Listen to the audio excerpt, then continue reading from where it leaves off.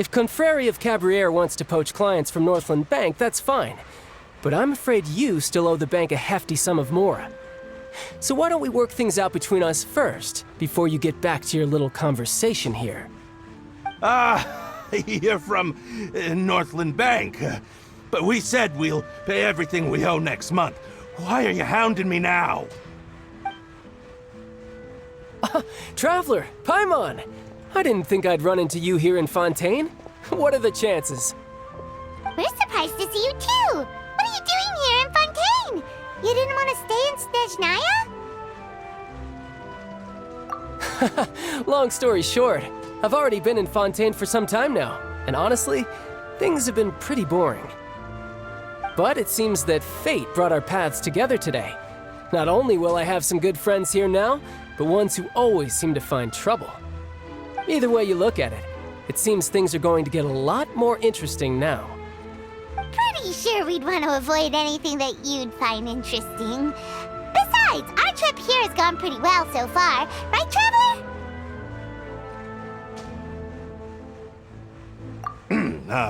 Hey, you, Northland Bank boy. Aren't you forgetting something? Don't interrupt. It's not often I run into the Traveler like this. Why don't you wait for me over there for a while?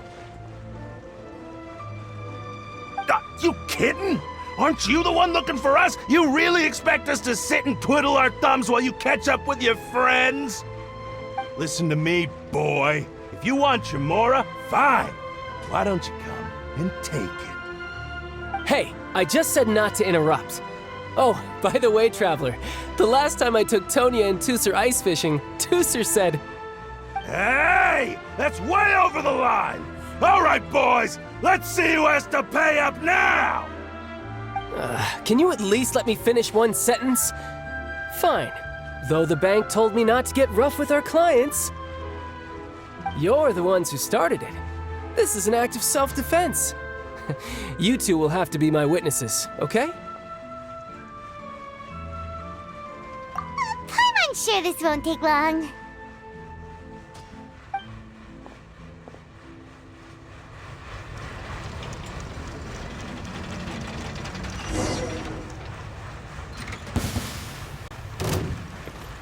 You can run, but you can't hide. Ha! Ha! Za! Hit! Ka! Da! Da! Ha! Da! Ya!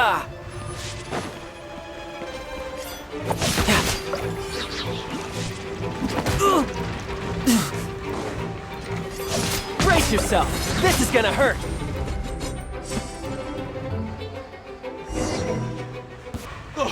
What's your deal, Brad? How are you so strong if you're just a staffer from Snezhnaya's Northland Bank? Wait, don't tell me you're... Oh, now you notice. It's a little late, don't you think? Just make sure you understand that you don't mess with Northland Bank. Got it?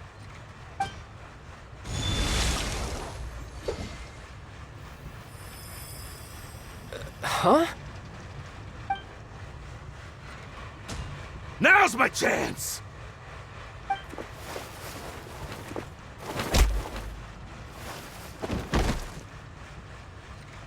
Huh. That was weird.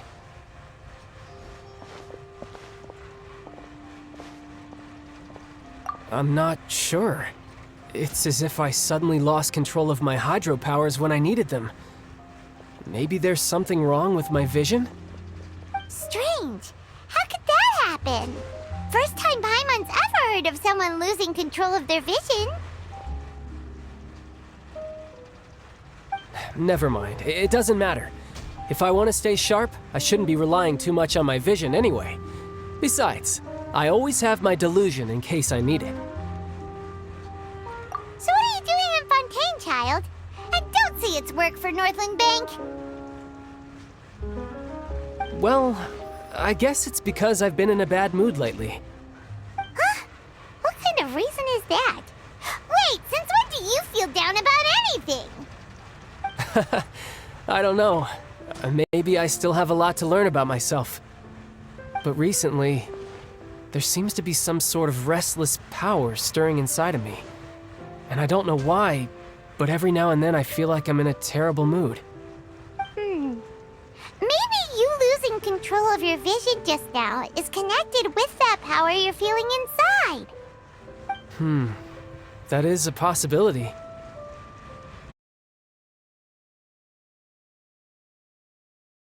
Before, but when I was 14, I fell into some unknown abyss.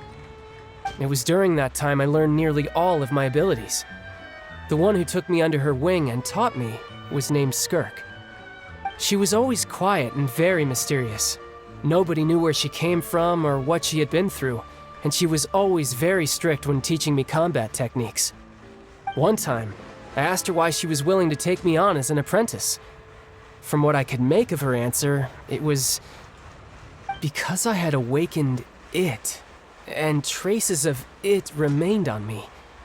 She said that all my combat training would be useful in the future. But what is it? What did you awaken? She never explained that, but my guess is that it's related to a dream I saw when I had just fallen into that abyss. In my dream, I was in the deepest depths of the sea, and the boundless seabed was all around me. But in front of me appeared a whale that was so massive, I felt like I couldn't breathe. A whale? Oh, that sounds familiar! When we fought against you before, you summoned a huge whale that seemed to leap at us. Is that the one? That's just an abstract form of a whale that I create using my elemental powers. It takes that shape because the scene I dreamt of the whale has always been stuck in my mind. I'll never forget it. So you used the whale as inspiration for one of your moves? Huh. Seems a little twisted to Paimon. So why don't you just go ask your master? Maybe she knows the answer. You make it sound so easy. Ever since the incident I experienced there, I've never stopped searching for Master Skirk and that unknown abyss. But it's been years now, and I've still found nothing. There isn't even a trace of the place where I remember falling into the abyss. Oh, it sounds like some kind of ghost story. Yeah, I'm out of leads at this point, but there's nothing more I can do. It seems that strange encounters in this world tend to be elusive like that. Oh, seems the time really flies when I'm talking with you. I just remembered I have somewhere else I need to be, so I should get going. What? More work for the Northland Bank? No, it's more of a personal appointment. Lately, I've been sparring with some of Fontaine's official champion duelists whenever I'm feeling bored. Official champion duelists? You mean it's their job to duel? Yep, in Fontaine, before a criminal goes to court, they're given one chance to defend their honor by requesting a duel with an official champion duelist. The champion duelists are all-powerful fighters selected from among the nation's best, and the duel itself is a no-holds-barred fight with no specified stopping point. So engaging in such a duel is regarded as a symbol of defending your honor. If a criminal manages to win the duel, they'll be acquitted, but if they lose, they'll have no choice but to stand trial. And the worst-case scenario is that you're simply killed in the duel. Though it's rumored that Fontaine has a death penalty, from what I can tell, no one has ever been officially sentenced to death. So really, the only people who opt to duel are those who have suffered a grave injustice in being accused, or those who greatly value their honor. Otherwise, why gamble with your life? So, do many people actually get out of their trials by winning the duel? Apparently, it's exceedingly rare for anyone to actually win. Fontaine probably enacted this system as a way to show that the nation respects the honor of its citizens. Besides, none of the champion duelists are to be trifled with, which is exactly why I was itching to face them as soon as I got to Fontaine. Apparently, the one I'm meeting today, Clorinde, is the strongest of the champion duelists. I had been asking her for some time before she finally agreed to face me today. Well, that's Child for ya. Paimon feels like we heard that name somewhere before. Clorinde? Oh, before I forget, I want you to have this.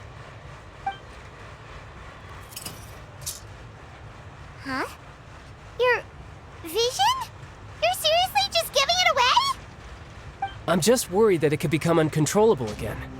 I'd be pretty upset if it got in the way of my duel, so I think I'll be better off without it for now. Besides, I just need you to hold on to it for a short while. I'll come retrieve it when I have some time later. Paimon knows what you're up to. You just want an excuse to come talk to us again, don't you? Whatever gave you that idea? I'll be in touch later.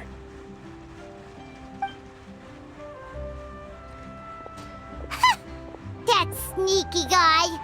He said he's been feeling down lately, but he seemed the same as ever to Paimon. Well, since we don't have much to do for now, we might as well walk around and see the city before Lenny's performance.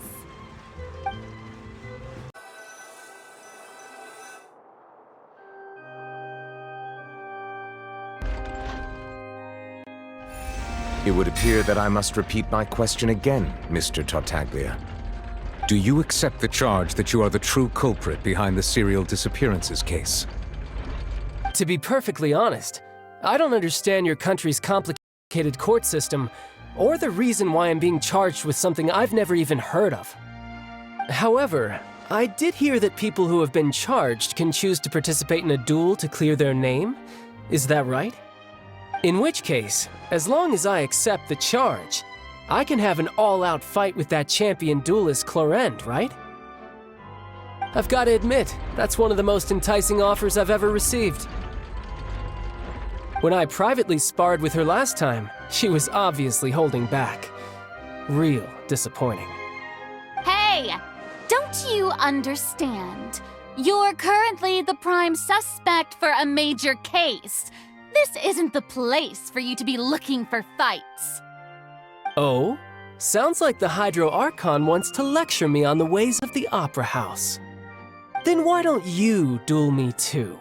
I'm the kind of student that learns best in the heat of battle. No. That's not what I meant. Alas, it would appear that communication with the defendant is going poorly, and we have made very little progress. In that case, let me explain everything from the very beginning again. The goal of this trial is to determine the culprit behind the serial disappearances case. That case had nothing to do with him. You've got the wrong man. Huh? What's going on? Why is she interjecting again? I told you it couldn't be one of the Fatui Harbingers. Miss Navia, this is the second time you've interrupted the court proceedings. I only tolerated your behavior last time because you were able to provide the court with a key eyewitness. But that was an exception rather than standard court protocol. I can very well charge you with contempt of court for your interjections. Oh, please. Did you ever think I had any respect for this place's pointless theatrics? We can put that discussion aside for now. I'm not here to argue with you. I'm here to charge the true culprit behind the serial disappearances case. And if my charges prove true, then Tartaglia here will be proven innocent by default, correct? Oh, a young lady has charged in and offered to clear my name. How fascinating. Well, I'd gotten half bored to death by all these rules and procedures anyway, so I'll take you up on that offer. So, Your Honor, is there nothing else for me to do now? You may take a seat for now in the audience, but that doesn't mean the suspicions against you have been lifted.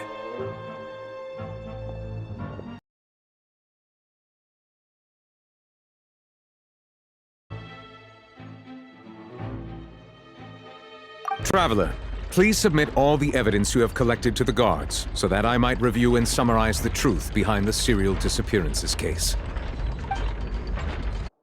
This has been a most delicious piece of drama.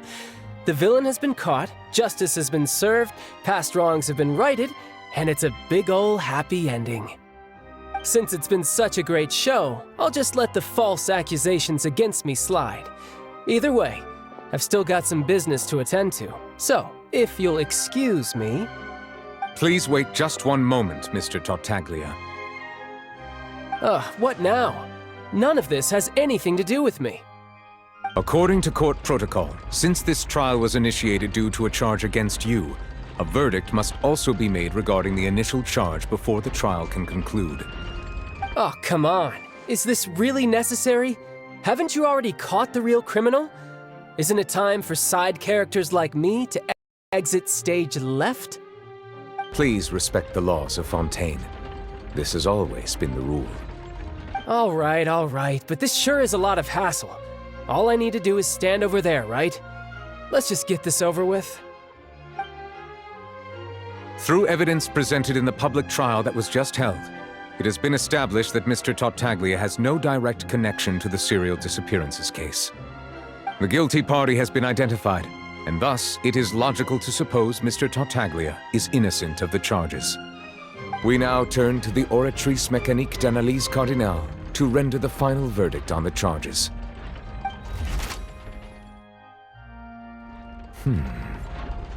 According to the judgment of the Oratrice Mécanique d'Analyse Cardinale, Mr. Tartaglia is guilty.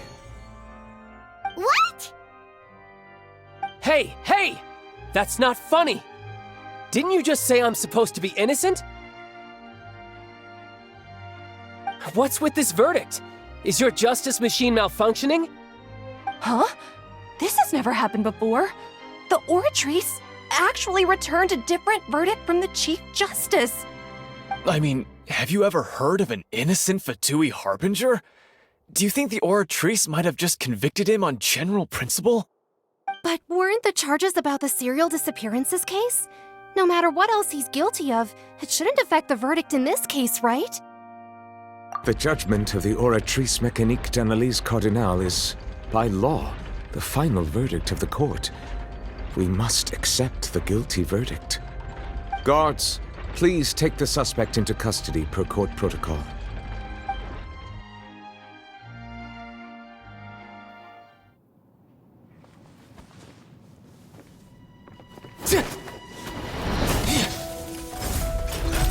So this is how justice is done in Fontaine.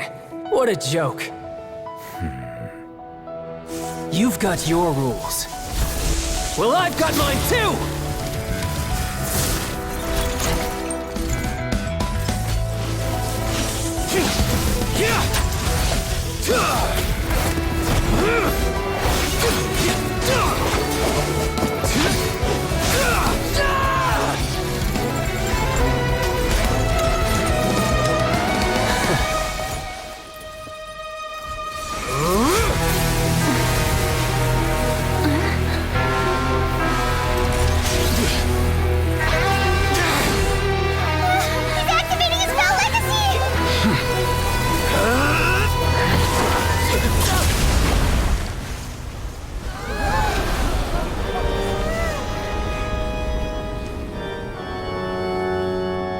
I am sorry. If you have been wronged, we will find the truth. But the rules of the court must be upheld.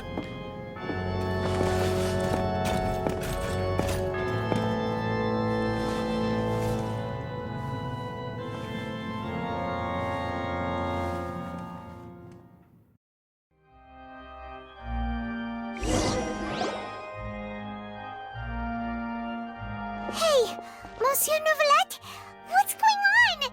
Shouldn't they have been cleared already? Apologies. This is also the first time I've encountered such a situation. However, according to the rules established at the conception of Fontaine's court system, the Oratrice's judgment is the final verdict of the court. All I do is follow court procedure. As for why the Oratrice arrived at the conclusion it did, you should probably ask someone more knowledgeable than me.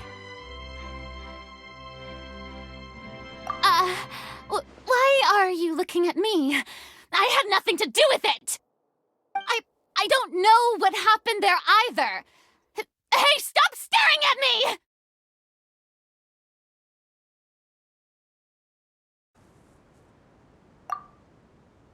My apologies. My investigation has still not reached its conclusion. However, I still believe the judgment of the Oratrice was not rendered arbitrarily.